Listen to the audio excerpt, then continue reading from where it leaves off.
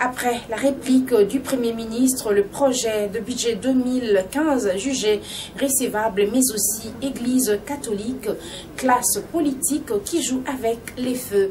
Ce sont là les grands titres développés au cours de cette revue de presse. Bienvenue à vous tous, mesdames, messieurs. Bonsoir, Église catholique, classe politique qui joue avec le feu, s'exclame l'émergence. Le journal républicain, dans son argumentaire, le journal écrit l'actualité en RDC, entre autres dominée par la crise qui semble prendre corps au sein de l'Église catholique où des jeunes de cette confession religieuse s'opposent au clergé. Une opposition aux élans politiques qui prend des allures dangereuses. On dirait que l'eau bénite n'a plus d'effet sur les démons de la division. Le fait qui est en train d'être attisé risque d'embraser le pays. Tel est l'avertissement émis par certains observateurs dans une autre colonne. Le journal ajoute: il n'y a pas longtemps, dans une paroisse de Lodja, au Kasaï oriental, des jeunes catholiques prétendus proches de la majorité présidentielle ont interrompu la lecture de la lettre de la Senko, accusant leurs prêtres de politiser l'église. Dans une autre paroisse, d'autres jeunes ont décidé la suspension de messe jusqu'à ce que leur évêque envoie un autre curé. Le dimanche, une autre version par rapport à ce dossier affirme un groupe de jeunes de Lodja a mis à sac le couvent des sœurs de la congrégation des Saint-François d'Assise.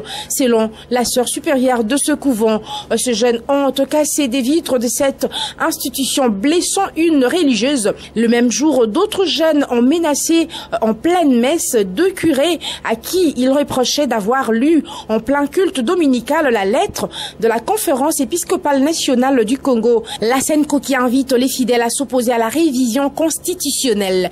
Bien que ces deux versions se démarquent l'une de l'autre, il observe un malaise au sein de l'Église catholique. Ces faits, quoique minimes et circonscrits, ne devraient pas être négligés, d'autant plus que les mêmes causes peuvent produire encore les mêmes effets partout ailleurs si l'on n'y prend pas garde, chute le journal. Encore une exclamation avec la prospérité. Budget 2015, Matata passe. Le journal écrit: le projet de budget 2015 a été envoyé à la Commission économique et financière de l'Assemblée nationale pour un examen minutieux avant de revenir en plénière pour son adoption. Hier, mercredi 15 octobre, le Premier ministre a réussi son grand oral devant les députés. Augustin Matata a répondu de façon ramassée aux préoccupations exprimées par les députés lors du débat général sur le projet de loi de finances 2015. Il a avoué ne pas vouloir mettre en doute les préoccupations des députés. Seulement, les défis à relever sont immenses et complexes. Dans une autre colonne, le journal ajoute: Matata s'est engagé à corriger les erreurs de parcours. Les députés voulaient avoir des réponses précises sur la mobilisation de recettes, la ventilation des dépenses ainsi que le fonds alloué aux provinces. Le Premier ministre, pour commencer, a rassuré qu'il travaille sur la réforme budgétaire. L'objectif étant de rendre le budget de l'État plus crédible afin de couvrir tous les champs des administrations. Les dépenses superfétatoires seront supprimées. Les dépenses liées aux missions et voyages vont être rationalisées. Les dépenses à l'avenir seront spécifiées selon qu'elles concernent les fonctionnements, l'investissement ou la rémunération. En matière d'investissement, ajoute le journal, Matata a promis de restaurer les notions d'autorisation d'engagement et des crédits de paiement. Ainsi, faudra-t-il harmoniser les projets entre le pouvoir central et les provinces afin d'éviter les doubles emplois. Dans une autre colonne, le journal ajoute encore des moyens financiers innovants. En matière des rémunérations, la situation va totalement changer avec la maîtrise des effectifs et des masses salariales. Ces choses faites avec la bancarisation de la paye des agents et fonctionnaires de l'État. Il y a certes des besoins qui des ressources propres n'ont pas couverts. Des plaidoyers auprès de partenaires des développements permettront de combler ces gaps financiers. Matata jette aussi un regard sur les moyens des finances plus innovant en termes de recours aux partenariats public-privé, d'émissions de bons du Trésor et d'emprunts obligatoires.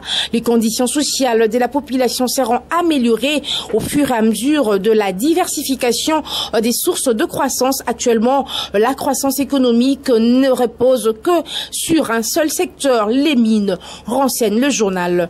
La création d'emplois. À propos de l'emploi, le Premier ministre a confié aux députés que les actions publiques et incitations offertes aux producteurs privés augmentent le niveau de l'emploi. Lorsque l'emploi augmente, le revenu réel global croît.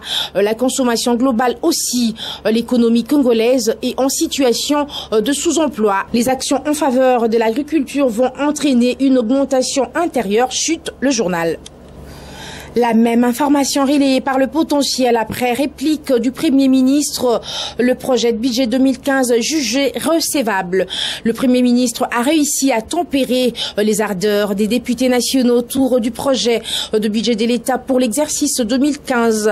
Après les explications fournies mercredi 15 octobre par Matata Ponyo Mapon, l'Assemblée nationale a jugé recevable le projet de loi de finances transmis par le gouvernement. Prochaine étape, le toilettage de la Commission économique et financière de la Chambre basse du Parlement.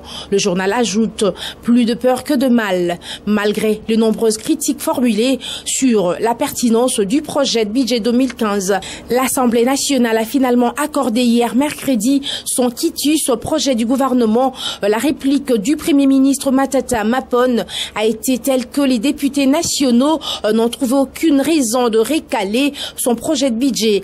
Pendant plus d'une heure, Matata Ponyo a apporté des réponses aux préoccupations soulevées le lundi 13 octobre après la présentation générale du projet de budget 2015. Le Premier ministre a essentiellement consacré sa réplique autour des grandes masses budgétaires, notamment les recettes et les dépenses du budget général ainsi que les affectations prévues en faveur particulièrement des provinces.